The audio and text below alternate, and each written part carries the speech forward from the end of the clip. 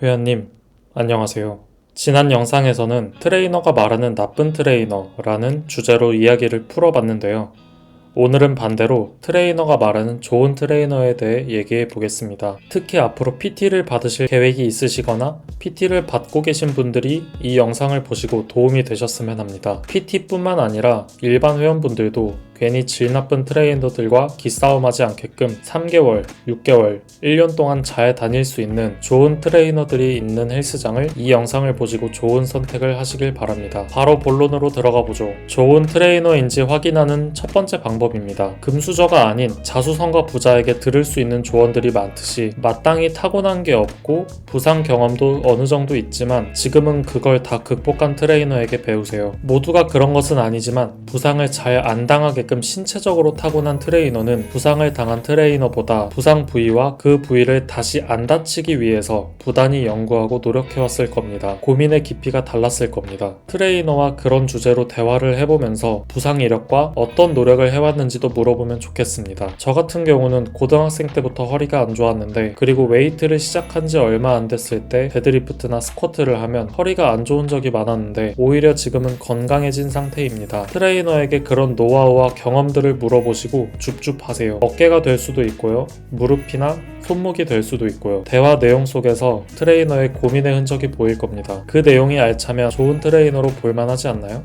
물론 부상을 당해본 적이 없지만 유능한 트레이너도 존재할 법하지만 확률적으로 한번 생각해 보시길 바라겠습니다. 만약에 그런 케이스의 트레이너가 아니더라도 괜찮습니다. 간접 경험을 할 수 있는 공부와 세미나에 투자한 시간과 비용을 확인하세요. 또 세미나를 그냥 돈 내고 대충 다녀왔는지 확인할 수 있는 방법은 계속 질문을 해보는 것입니다. 꼬리가 길면 밟힙니다. 그 세미나로 얻은 건 무엇인지, 다음에 가고 싶은 세미나가 있는지, 요즘은 어떤 공부를 하고 있는지, 어떤 서적에서 어떤 내용이 기억에 남는지 따로 공부를 해보고 싶은데 추천해줄 만한 책이 있는지도 한번 페이크성으로 물어보세요. 그리고 그 세미나도 한번 검색해보세요. 평은 어떤지, 트레이닝에 진심인 곳인지, 돈만 밝히는 곳은 아닌지. 좋은 세미나를 고르는 능력을 가진 트레이너도 트레이닝에 일가견이 있는 겁니다. 단순히 이력사항을 채우려고 다녀온 건지 진심으로 배우려고 다녀온 건지 물어보고 대화해보면 다 알 수 있습니다. 얼버무리거나 회피하거나 목소리 커지면서 다른 주제로 넘기면 아시죠? 두 번째 방법입니다. 추가로 대회나 입상 경험이 있는 트레이너는 저는 잘 모르겠습니다. 경쟁자가 아무도 없이 혼자 나가서 1등 따오는 사설 대회도 많다고 들었고 대회를 나갔다고 입상을 했다고 좋은 트레이너다. 이건 잘 모르겠습니다. 그 전에 좋은 트레이너의 정의가 뭔가요? 트레이닝을 잘하는 사람? PT 회원이 아닌 일반 회원에게도 인사를 잘하는 사람? 일단 둘 다라고 해봅시다. 트레이닝을 잘하는지 알아보려면 OT 수업을 활용하거나 트레이너가 지나갈 때 스쿼트를 못하는 척하면서 한번 붙잡고 물어보세요. 이런 식으로 하는 게 맞는지, 그때 티칭이 어떻게 이루어지는지 한번 확인해보세요. 인사를 잘 하는지, 원판 정리를 잘 하는지, 이건 기본인 건데 언급을 하게 돼서 좀 우픈 현실이네요. 이건 너무한 거 아니냐고? 아무튼 그런 행동적인 것은 헬스장에 들어오자마자 바로 보이실 겁니다. 얘기가 딴 데로 샜는데 대회는 다이어트가 안 돼도 운동을 못해도 트레이닝을 못해도 누구나 나갈 수 있습니다. 입상도 대회의 규모가 크거나 유명한 단체면 모를까 심지어 그런 대회에서 1등을 하더라도 운동을 잘하고 심사를 잘 받는 것이지 트레이닝을 잘하고 인격이 어떻고 이거는 알 수 없는 겁니다. 독립사건인 거죠. 그래서 트레이닝과 인격적인 부분은 OT 또는 PT 상담을 진행할 때 말본세가 어떤지, 트레이너의 가치관은 어떤지, 또 회원님이 헬스장을 배회할 때 인사를 잘하는지 원판 정리는 잘하는지 그렇게 확인해 보시기 바랍니다. 세 번째로는 그래도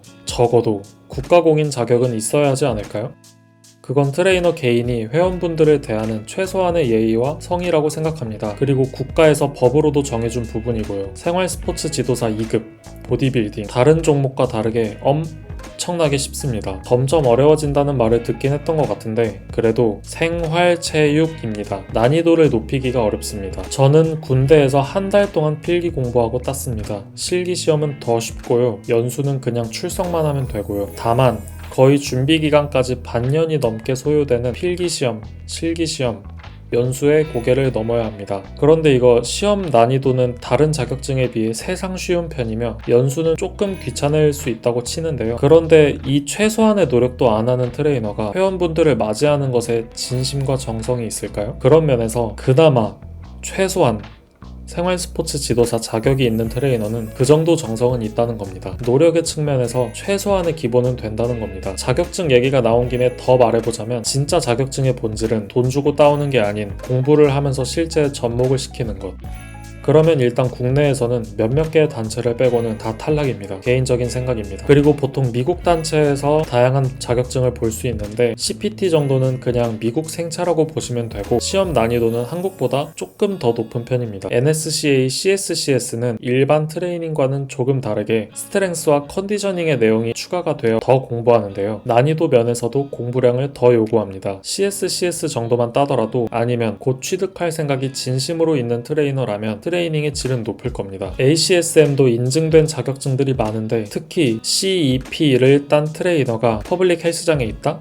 그럼 체육 전공 교수님이 놀이터에서 그네 타고 있는 격이라고 봅니다. 임상운동생리학자라는 이름에 맞게 병원에서 주로 활동하기도 하고 저는 본 적이 없네요. 또 체육 전공학사와 석사 졸업도 그 사람이 걸어온 발자취를 알 수 있습니다. 네 번째 방법입니다. 트레이너에게 본인의 강점은 무엇인지 말해달라고 하세요. 상담을 할 때든 수업을 받을 때든 아니면 인포에게 물어보거나 다른 직원에게 물어보거나 사장에게 물어보거나 그리고 공통적인 키워드가 나온다면 그 트레이너는 찐인 겁니다. 마지막으로 그 트레이너에게 물어봤을 때 본인 입으로 그 강점을 말한다면 어느 정도 검증이 된 거죠. 그리고 2차 검증, 3차 검증 계속 해보세요. 그 분야의 내용에 대해서 더 깊게 물어보는 겁니다. 그 분야는 식단일 수도 있고 트레이닝 방법론일 수도 있고 대회 노하우일 수도 있고 다이어트, 벌크업, 재활, 스트렝스, 컨디셔닝 등등 아니면 직원들 이구동성으로 스쿼트를 여기서 누구보다 잘한다 이렇게 말이 나올 수도 있고요. 이건 팁인데 그 트레이너에게 1회라도 스쿼트만 PT를 받는 것도 좋습니다. 보통 10회에 얼마,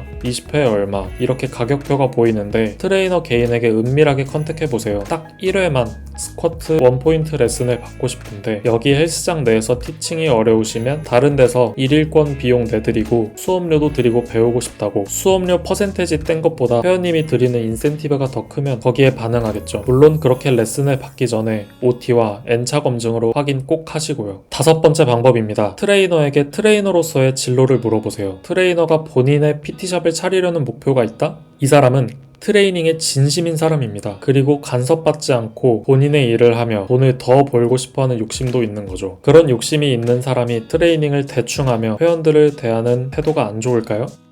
나중에 PT샵 매출에 직격탄을 맞을 텐데요.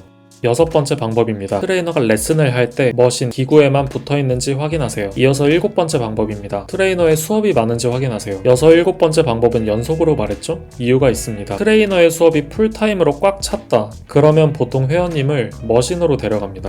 체력적인 문제도 있고 회원님들 각 개인의 운동일지를 쓸 수도 기억할 수도 없습니다. 트레이닝의 퀄리티가 달라집니다. 그리고 이 부분을 솔직하게 말하는 트레이너는 믿을 수 있는 사람이고 끝까지 우리 헬스장이 머신이 좋아서 비싼 거라서 브랜드가 어쩌고 저쩌고 이렇게 본인을 쉴드 치는 트레이너는 걸을 수 있는 근거가 마련이 된 겁니다. 마지막으로 국내 헬스장은 웬만하면 회원 등록을 하면 OT 수업을 무료로 받을 수 있습니다. PT 생각이 없더라도 헬스장과 트레이너의 가치관을 파악하기 위해서 20-30분만 들어보세요. 영업을 치고 들어오는지 아니면 회원님을 대하는 태도는 어떤지 수업 내용보다는 그 헬스장과 트레이너의 바이브를 느껴보세요. 아까 말씀드린 내용처럼 우리 헬스장이 기구가 좋아서 어쩌고 이렇게 말하는 트레이너는 지금 회원님을 상대로 트레이닝을 하는 게 아닙니다. 세일즈를 하는 겁니다. 마지막까지 긴 영상 봐주셔서 감사합니다. 구독과 좋아요도 여유 되시면 한번 눌러주시고요. 좋은 영상으로 또 찾아뵙겠습니다. 연말 잘 보내세요.